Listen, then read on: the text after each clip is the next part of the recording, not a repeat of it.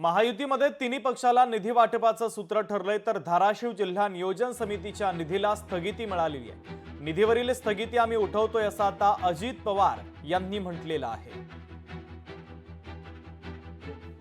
आजच प्रताप सरनाईक मी मुख्यमंत्री एकनाथराव साधारण मागच्या काळामध्ये जे काही धाराशिव जिल्ह्यामध्ये डीपीसीच्या बद्दल काही गोष्टी घडल्या त्याला स्थगिती देण्यात आली, परंतु आता ती स्थगिती आम्ही उठवतोय।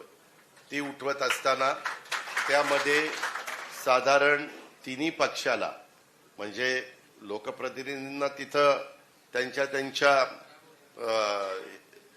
जो काही आम्ही सूत्र ठरवलेलं आहे त्या सूत्राप्रमाणे जसं सूत्रांच्या माहितीनुसार तसं माझी पण लोकशाही मराठी ऐका, पहा, जागरूक रहा।